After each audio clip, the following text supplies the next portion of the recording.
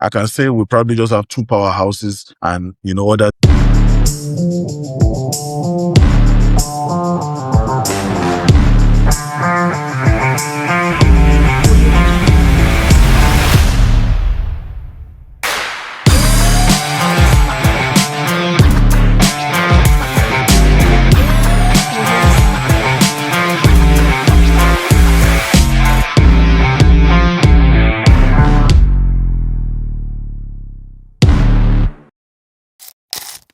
Hello, good afternoon. This is Taiwo Najobi, your host on London as Maple Sports.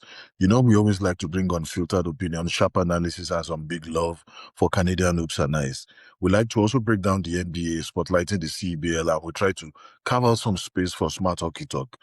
Today, I'm going to be excited talking about the NBA. We had the All-Star weekend, which has just passed, and there's been a lot of excitement around the All-Star games.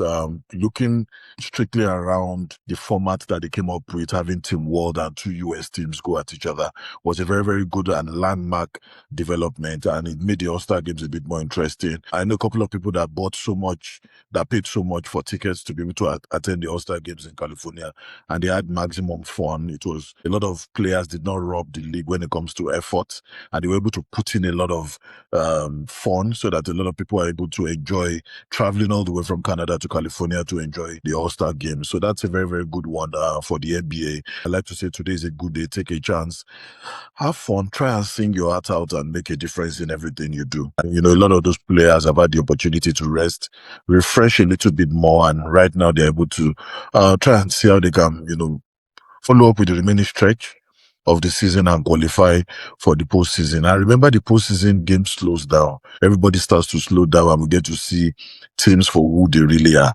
But I believe that this season is going to be coming with a lot of interesting trademarks, a lot of movement will be happening, and this postseason is not going to rob us when it comes to entertainment across board. So today I'll be doing more of a divisional analysis. This aspect has really not been done within the sport world, especially within the basketball stratosphere. Nobody's really looking at which division as the strongest contender that would be able to go ahead and make a lot of noise in the postseason. That has happened already in the hockey league, because in the hockey league, the divisions are a bit more pronounced and profound. They determine a lot more in determining the wild card and all those stuff.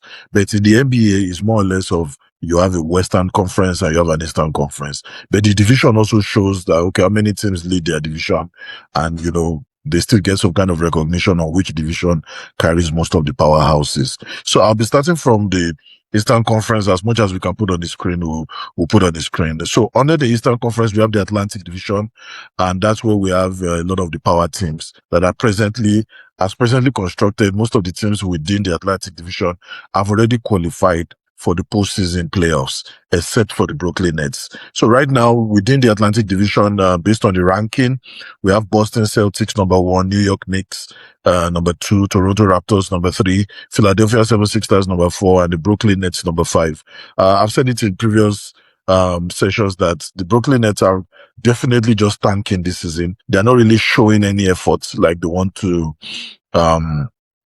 challenge for anything. All they just need to do is get some draft capital from the next draft picks and just see where they can start to rebuild from there. So in this Atlantic Division, we have 4 teams that are considered juggernauts that are going to be able to challenge the status quo. And based on my analysis, I looked at what this division has given us. This division is the strongest in the East. We have 2 major divisions in the East, but this is the strongest. And 4 teams are already in top 6 just in their normal conference, Eastern Conference. So if you're looking at the Atlantic, it's producing almost half of the Eastern playoff brackets. You understand? So just like I've said, New York, Boston, Toronto, Philadelphia, those are 4 teams that will make a lot of noise. Boston and New York are very much elite, in this group, and they are both having very strong differential with plus 6.9 and plus 6.1. These are like 2 big teams, in this conference, even though the team that is number 1 is not in this division. And one of my keynotes was also looking at Toronto and Philadelphia are very competitive. These are 2 competitive teams. It's just that I've really not seen that level of consistency within this division, but these 2 teams are very competitive. Brooklyn is the only outlier And unfortunately, they are in a situation whereby they are far below the rest. And it looks like they are probably just going to go through a rebuild and they are tanking, the way it's going. So looking at divisional competitiveness, I can say clearly that this is the most competitive division that we have in the Eastern Conference, with Boston and New York nearly identical in record. Boston was a team that we all thought that they were not going to perform so well this season.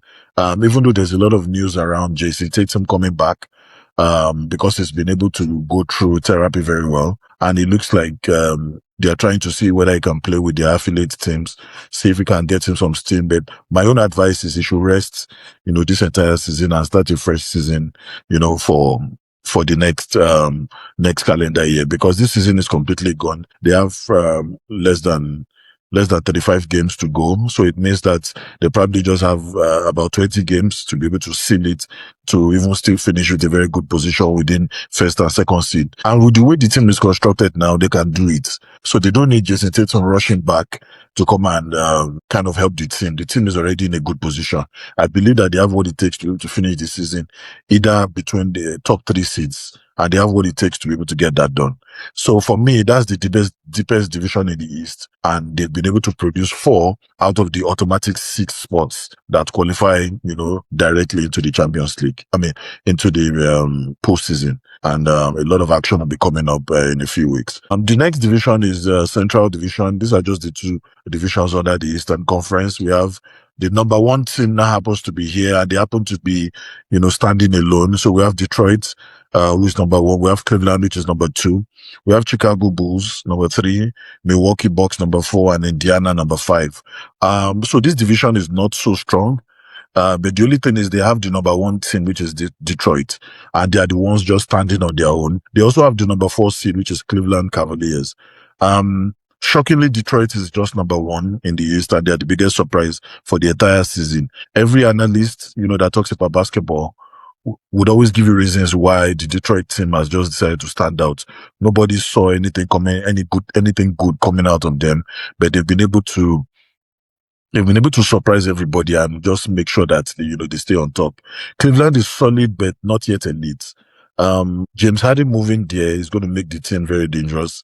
And I'm trying to see their next 20 games. It gives us an idea of how he's able to make their bigs better. They have, Jared Allen, which is also a very good big. And because we've also known that James Harden, any team he goes to, it makes their big, a bit better. They improve their percentages. They become, more lob threats, across the league. So we expect that we will see some improvement in their bigs now that James Harden has gone to the Cleveland Cavaliers.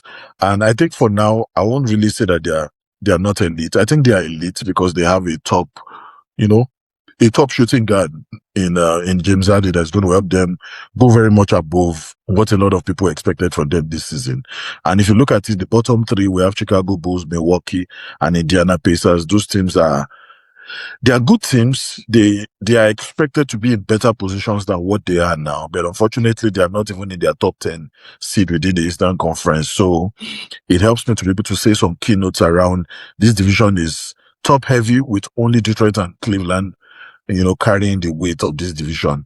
But Chicago, Milwaukee, and Indiana are underperforming relative to, what I, consider expectations. All I've just done is looking at the top 5 across the divisions. Now, the top 5, you can see that, this division is really, really weak. They don't really have what I call divisional competitiveness. All they've done is, they have only the number 1 and the 4th seed. But out of their top 5, the other 3 teams are not even in top 10. So the Atlantic Division is definitely better than the Central Division when talking about the Eastern Conference. And one thing I can say closely is there's a very low competitive nature within this overall depth. Apart from Detroit that has been able to rise above, the division's relevance, every other team, Cleveland has what it takes, but every other team is lacking behind it. The biggest disappointment is Milwaukee. Hopefully with, Cam Thomas that has joined them, they should be able to probably just make a bit of noise, change things around, and hopefully they're, going to be able to push it a bit better. The next division within the Eastern Conference is the Southeast Division. And,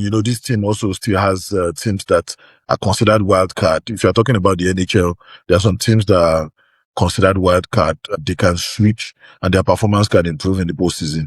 But right now, they are within the position of 7, 8, 9, and 10. So it means that they're going to qualify for the last two spots. And here we have Orlando Magic topping this division, Miami Heat, Charlotte, Atlanta Hawks, and the Washington Wizards. These are the top five within this division. As it is now, Orlando Magic, Miami Heat, Charlotte, and Atlanta Hawks are the four teams that, as presently constructed, would be falling within the playing tournament, and two teams eventually would have to come out of this 14 bubble. And we call them wildcard teams because only two of them would be able to go ahead into the postseason. They are not in the top six, but they are showing some grit. And this second half, or what is considered the second half of the season right now, after the All-Star games, we'll kind of see which team wants it more. And, they'll be able to push for, what we call a Southeastern Division surprise. But right now, as presently constructed, immediately after the All-Star games, this is the strength of how it looks like. So this is, for me, this is the weakest division in the East. Because they are all not in the top six. So they don't have automatic qualification. They're all in the wild card zone. They're all going to fight for the playing tournament.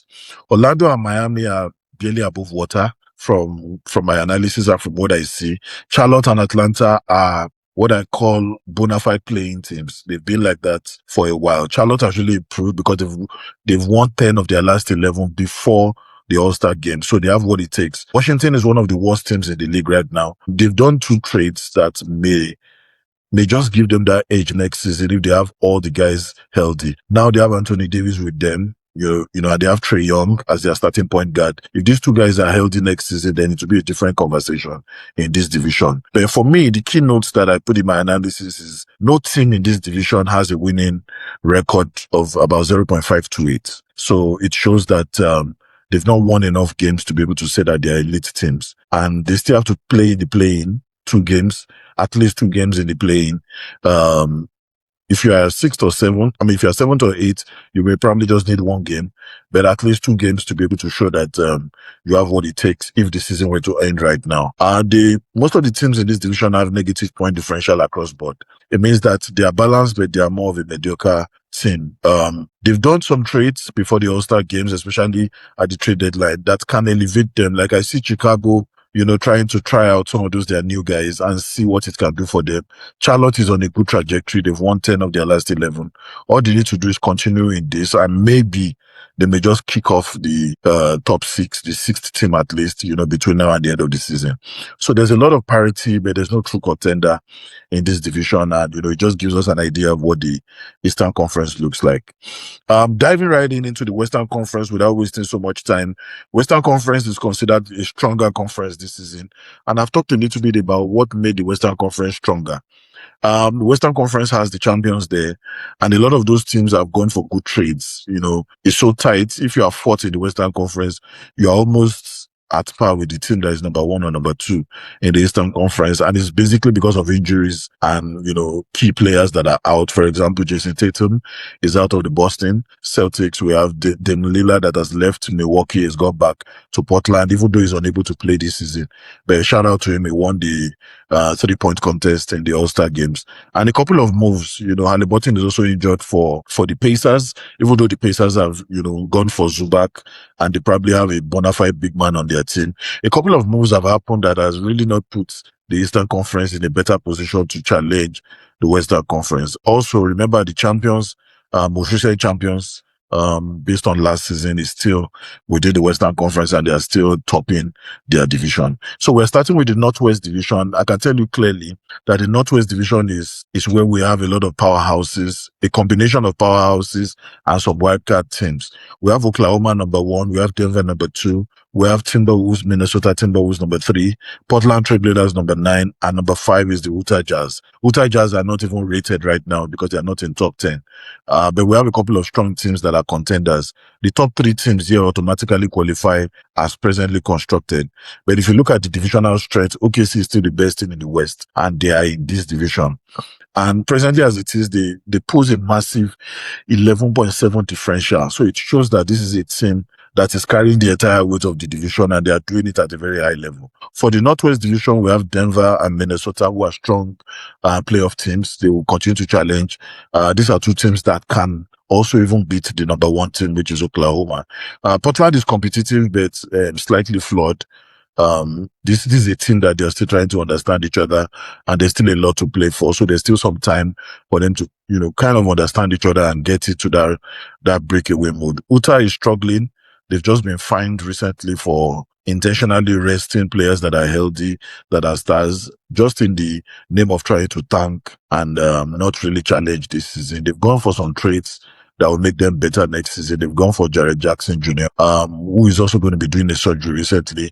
I mean, he'll be doing a surgery probably this week or next week that cuts him off. He won't be able to play this season anymore. But he's a good addition for them because next season it shows that they're going to be having about 5 players that are at least 16 and above, and they'll be able to challenge at the top level. So this is the strongest division for me in the West. 3 teams out of them are in top 6, and they are automatically qualified as presently constructed. I at the top is OKC. OKC is still number 1 in the West. There are key injuries right now to their best player, SGA, but they have what it takes to rise above adversity. They've done that well. AJ Mitchell too is not 100%, but all those guys have what it takes to be able to come back finally because they've created very good separation. And I think they should be over 4 games ahead. But they don't want to continue losing. They lost a couple of matches before the All-Star games. We probably just want them to come back and create more separation from the pack that puts them in a position to maintain the number 1 spot. Looking at the Pacific Division, which is the second division under the Western Conference, we have the Lakers, who are number 1. We have the Phoenix Suns, we have Warriors, we have the Clippers, and we have the Kings. For me, this is a little bit of a mediocre team. The only team here in this category that has automatically qualified is the Lakers, and they are number 5. And that's because the first 6 teams automatically qualify for the postseason. However, they still have a couple of players that we had high expectations for them, including my Clippers. We had high expectations for them at the beginning of the season, but right now they are just hovering around the top 10. Some of them are going to be fighting for the wild card. They're going to be, trying to see if they can qualify within the wild card space. And if you look at it now, the division is deep, but I can't consider them elite based on the way the table is structured right now. I can't consider them elite right now. There are 4 teams that are in this playoff or playing range. That probably just gives you some idea that they may be able to challenge. For example, the Phoenix Suns are out because they are 7th. Warriors are 8. Clippers are 10. The Kings can still go for a magical run and enter the play-in. But right now, the Lakers are comfortably in the automatic qualification for the postseason. There's no team here that is in the top 4 in the West. That's why I said they are not elite. They still have teams that show forth a little bit of their weaknesses, and that's why. So looking at my analysis based on keynote exposure, every team here except the Sacramento is competitive. Every team here can still challenge. Sacramento looks like a team that is tanking as well, and all these teams have near even point differential, at least double digits, point differential. So they have what it takes. I've had the Clippers go on a couple of runs. The Warriors, once the injury situation is sorted out, because Kuminga has also gone. So there's little or no drama. There's no drama, left with the team. Phoenix Suns are also a very good team. So all these teams can still challenge, except from Sacramento Kings that has not shown any grit. Looking at the divisional competitiveness, it's very clear that this team is extremely balanced, but they just lack a true powerhouse, because the best team here, the Lakers, is still number 5 on the table. So it means that this division, has what I call a bit of mediocre and a bit of potential to be able to change the narratives. Because if you look at the existing table, the NBA ranking within the Western Conference, from number 4 to number 8, a lot of changes can still happen. So that's why I just look at it as good teams, but they are not elite as of today, looking at it as presently constructed. Looking at the Southwest Division, which is also under the Western Conference, we have 2 teams that are carrying the weight here. We have the Houston Rockets and the San Antonio Spurs. And these are 2 teams in the same city. In the same state. But every other team around there has probably just been mediocre so far. Dallas Mavericks, Memphis, New Orleans Pelicans. The only 2 teams that carry the weight of this division are the San Antonio Spurs and the Houston Rockets. Now, these are 2 teams that can challenge. They're going to make a lot of noise in the postseason. We have Wembanyama leading the San Antonio Spurs, and we have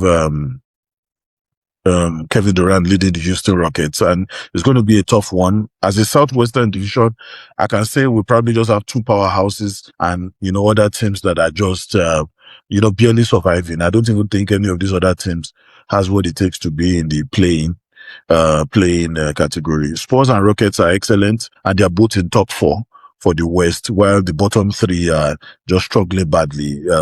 Spurs are on the 6 game win streak so far, and I like what I'm seeing from them. Wembanyama is a rising contender, and I'm going to really see him do some magic in the postseason. But Memphis, Dallas, and New Orleans are all below 0.380 when it comes to based on their performance. They are not even a 500 team. So I don't see them making any noise in the postseason. They have what it takes, because if you look at on paper, the kind of talent they have, they should do better. But some of these teams are suffering because of injuries. And I just got some information recently that Ja Morant is also going to be out for another few weeks, 2 to 3 weeks again, because of another injury. So they continue to have injury issues.